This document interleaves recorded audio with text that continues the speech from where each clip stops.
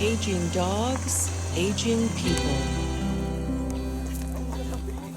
Honoring and preserving the animal-human bond. ElderDog Canada.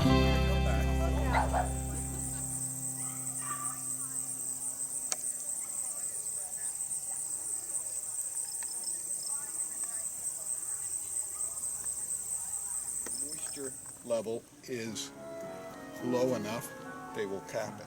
Okay. And that's when you know that you can take it from them and spin it out. Because if you take it when it's before it's capped, it could ferment. The moisture level is too high. Okay. So it's a little bit of a process, but it's.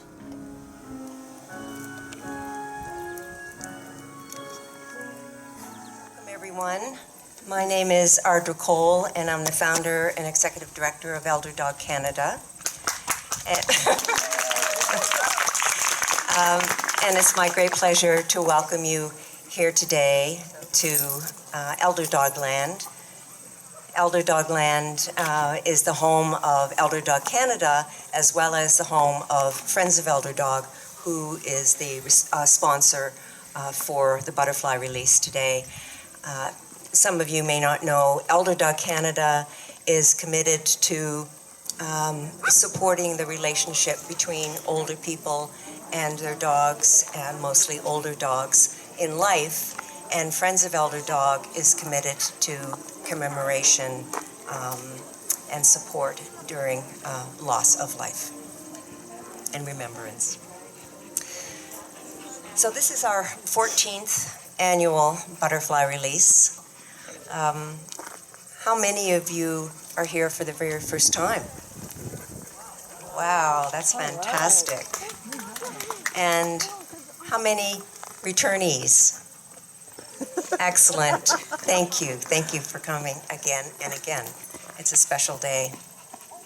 So I'd like to acknowledge that this beautiful land is the home of unceded territory of the Mi'kmaq people, and we are honored to have the use of this land. And we care for this land as stewards, and we provide that care with dignity, respect for all of those who live on this land, walk the land, slither the land, fly the land, and offer what Mother Nature gives us. We care for that. And really, the way that we care for the land symbolizes the kind of care, the level of care with dignity and respect that is at the heart of ElderDog's work across the country. So we are very grateful to be able to share this space with you today, and you are welcome at any time to return and enjoy it. I wanted to just draw your attention to a few things, and then we'll get started with our service and butterfly release. I mentioned the care of the land, and I'd like to acknowledge a special team of people led by Gary Knowles, who's at the back, a special team of people who work with Gary to help keep this property, this land, as beautiful as it is, and it keeps evolving. And many of those people are here today. Glenn and Ellie and Leah, and many are listed in the program on page 17. So please take a look and see the number of people who contribute to the beautiful space that you're in today. So thank you. I'd also like to acknowledge that we are here because of an incredible coordination and volunteer effort, especially from the Lunenburg County Pod. And thanks to Karen Lewis, who's the leader of that pod, and also on our board of directors of ElderDog Canada and Friends of ElderDog. So thank you to the Lunenburg County Pod, and you'll see members of the pod, the volunteers, running around with purple t-shirts and lanyards. So if you have any questions, you can ask them. I'd also like to acknowledge, now some of you may not know this, but we have, as of this year, we have 41 active pods. We call our chapters pods, PAWDS, people acting for the welfare of dogs and seniors. And some of the members of those pods have traveled from outside of Lunenburg County to be with us today. And so I'm just going to acknowledge some, and if I've missed anyone, I'm sorry. But from our Kings County pod, Nancy Armstrong is the pod leader. We have from our Fredericton pod, Tanya and Nicole. My gosh, yeah, Tanya and Nicole are both on our leadership team in the Fredericton pod. Sean Mayo from our Moncton pod is right here. Sean and Rudy. We have Andrea Walsh, who is on our national leadership team, and she is here from Peterborough pod. Yeah. And I don't know where Andrea is, but thank you, Andrea. Who have I missed from out of town? Kingston. Oh, there you are. Dawn, I haven't seen you. Dawn Sefton is from our Kingston pod and is here with her daughter, Erin. No, not with your daughter, Erin. Okay, that was the plan. Anyway, great to see you, Dawn. We'll talk later, I hope. So I know that some of you were here early for the tour, and if you haven't had an opportunity already to explore the property, it's really worth taking the time after the service and the release of butterflies to to have a look around at all the various features. Of course, inside the barn, it tells the ElderDog story. And also there's a slideshow in loving memory of the elder dogs who have passed away since our last butterfly release. And this year, just our elder dogs alone, we are remembering 170 dogs who we have had to say goodbye to this year. So it's a lot of loss. I also wanted to make special mention, if you haven't seen it, there is a special tribute over on the east side in the field, and it's a circle of love and of dogs. And we installed that in 2024 after wildfires and natural disasters really started to become so prevalent.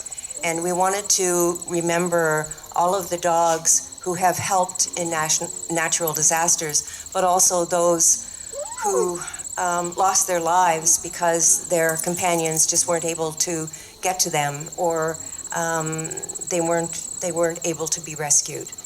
And this year, with all of the natural disasters, the wildfires that are affecting, so many of our friends and colleagues and loved ones, especially in our Okanagan pod, it's just it brings in sharp relief the importance of taking the time to pay tribute to those animals who have lost their lives in those natural disasters. So we remember them here today as well. So I'm going to begin. I will introduce in a moment Reverend Heather Ferrier, who is with us again today to lead our memorial service. And Heather, as I speak, is on the other side of that grove of trees over at our memory bell. And Heather is going to toll our memory bell as an opening to the service, and then she will come back and lead us in a memorial service to remember the dogs that we're here to remember today.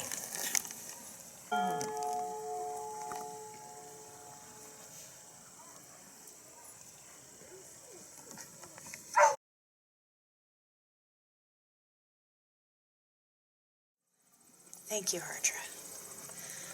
As Ardra said, I'm Reverend Heather Ferrier. I'm a United Church minister. I serve Trinity United in Mahone Bay and St. Paul's United down in Blue Rocks.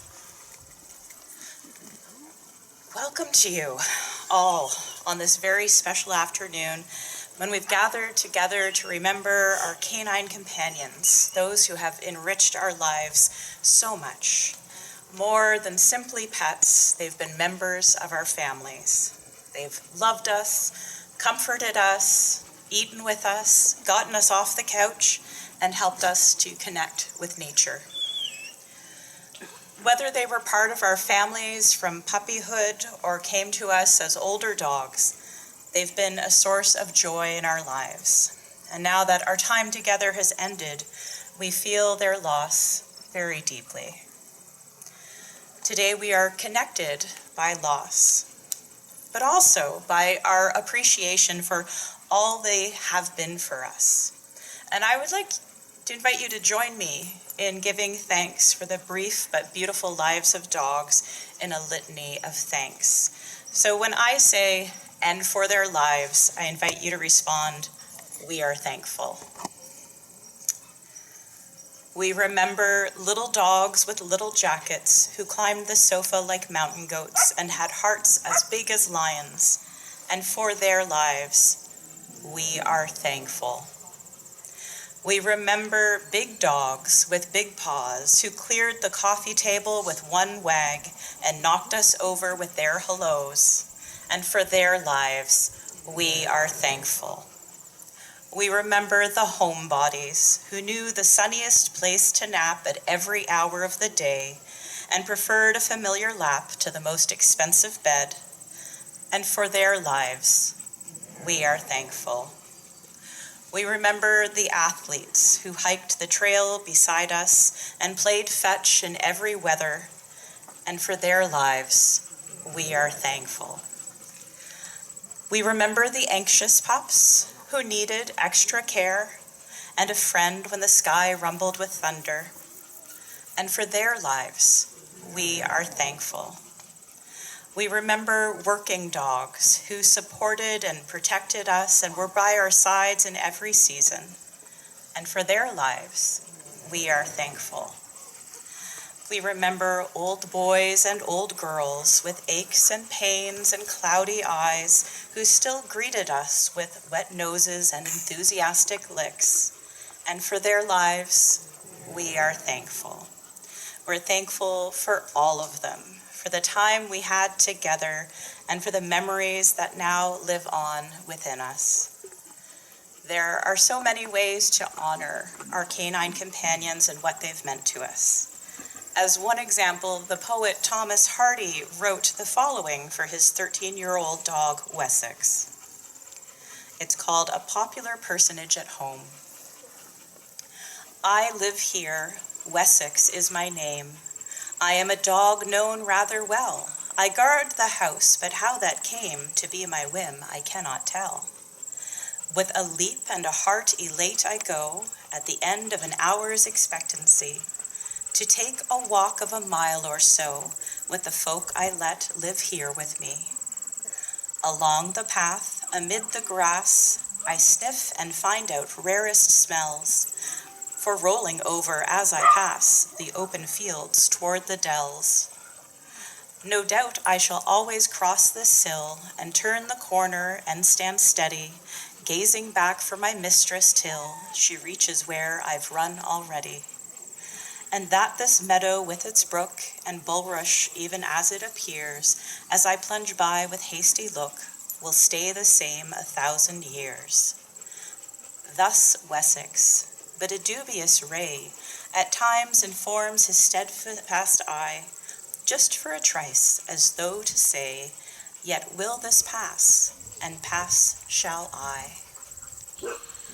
With this whimsical poem, Thomas Hardy captures a walk from the dog's point of view, demonstrating how dogs take us outdoors and open our eyes to nature with their pure enjoyment, and also sometimes with their delays. When they stop to smell something, that's when we have a chance to notice unexpected beauty around us. With this poem, Hardy, though, also hints at the fragility of life, with the question, will this pass, and pass shall I?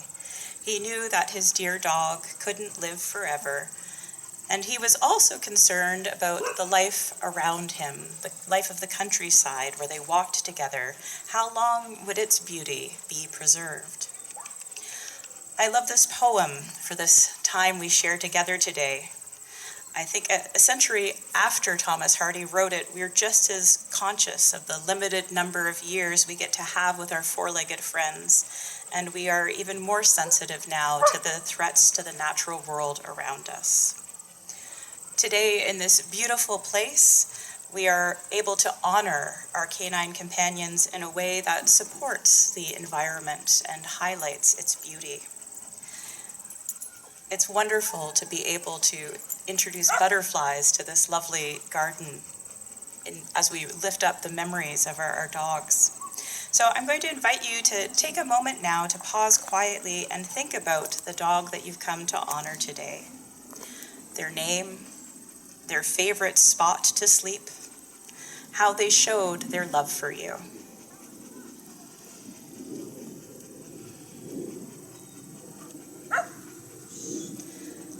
I hope that as you release your butterflies, your soul will be lightened and the best memories of your canine companion will be front and center.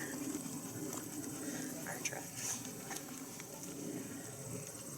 Thank you, Heather. That was beautiful. Just very moving. Okay, the time has come for the release of the butterflies. Just wanted to say, and sitting there listening and watching Heather lead that service, did you see how all the monarchs, it's so beautiful to see them. We don't release monarchs anymore because they are endangered, but what we do is create environments that encourage monarchs. So we have a lot of milkweed plants, and the monarchs, and all of our gardens are pollinator supporting. And the monarchs lay their eggs on milkweed, and they feed on the butterfly bushes and all of the other pollinators, flowers. So it's so gratifying to see those beauties flitting around. What we do release are the painted lady. And the painted lady looks like a smaller version of the monarch. It's sometimes called a flying artwork. And the painted lady is one of the most commonly found butterflies in the world. And they thrive on wildflowers, and many of the kinds of wildflowers we have in the fields and the meadows that we allow to grow for just that purpose. So in just a moment, I have a basket of painted lady butterflies. And those painted lady butterflies were raised in Ontario very carefully in a very healthy environment. And they were flown. They didn't fly because they were sleeping, but they were flown here. And Joyce Ledwich who is a member of ElderDog and lives in Halifax Regional Municipality, very generously offered to receive those butterflies into her care when they arrived. So we have a debt of care to Joyce for taking such good care of the butterflies and bringing them here today. Thank you, Joyce. So, in just a moment, I'm going to distribute the butterflies. You will have registered at the butterfly table, and if you're releasing a butterfly in memory of a dog, for whom you reserved a butterfly, you will have your own butterfly. But there are many other people who reserved a butterfly from afar and couldn't be with us today. So if you kindly offer to release a butterfly on their behalf, and you can of course remember a dog that's special to you at the same time, that would be greatly appreciated.